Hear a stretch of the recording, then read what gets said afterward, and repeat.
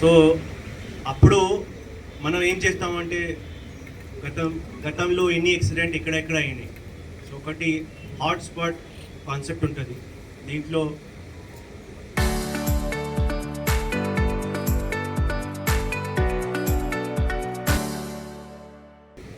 మూడు యాక్సిడెంట్తో ఎక్కువ అయిన ప్లేసెస్కి మనం ఐడెంటిఫై చేస్తాం. ఐడెంటిఫై చేసి కన్సర్న్డ్ రోడ్ అథారిటీ, ఎవరైనా state road authority, national highway authority ఎవరైనా ఉంటాయి, వాళ్ళకి మనం ఇక్కడ ప్రికాషనరీ మెజర్ తీసుకోండి అట్లా చెప్తాం.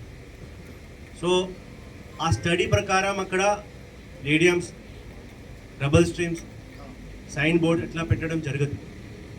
సో ఇక్కడైనా మీరు చెప్తున్నారు ఇక్కడ స్పీడ్ బ్రేకర్ ప్లేస్ అయింది, అన్ని చోట్ల ఇంతకు ముందే యాక్సిడెంట్ అయింది, చాలా అయిన వల్ల ఇట్లా అక్కడ పెట్టడం జరిగింది.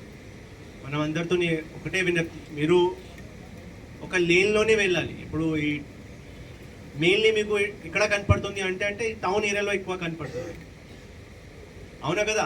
ఈ రబ్బర్ స్ట్రిప్స్ ఏదైనా మీరు చెప్తున్నారు కదా, టౌన్ ఏరియాలో ఎక్కువ ఉంది.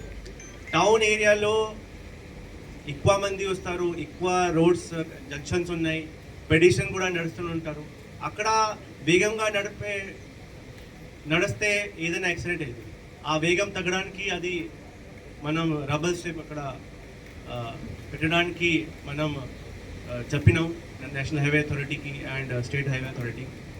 సో అక్కడ మీరు బండి కొంచెం స్లోగా నడిస్తే ఏముండదు. మనం కూడా అది చెప్తున్నాం. బండి టౌన్ ఏరియాలో ఇప్పుడు టౌన్ ఏరియాలో మనం హాట్స్పాట్స్ ఎక్కువ ఉన్నాయి. జగిత్యాల మీరు ఇప్పుడు చెప్పారు ఎక్కువ ఉన్నాయి రబ్బర్, బట్ అది ఎందుకు ఉన్నాయి మీకు చెప్పినాం. అక్కడ ఆల్రెడీ ఎక్కువ యాక్సిడెంట్ వల్ల అక్కడ చాలా ప్రాణం పోయింది. సో ఇప్పుడు కొంచెం తగ్గుతుంది. మనం ఇప్పుడు అనలైజ్ చేస్తున్నాము, 24, 25, 26 ఇప్పుడు అనలైజ్ చేస్తున్నాం. యాక్సిడెంట్ తగ్గుతుంది, ఫెర్టిలిటీస్ కూడా తగ్గుతుంది. బట్ కొంచెం మీ మనకి సపోర్ట్, మీ సపోర్ట్ ఖచ్చితంగా మనకి అవసరం.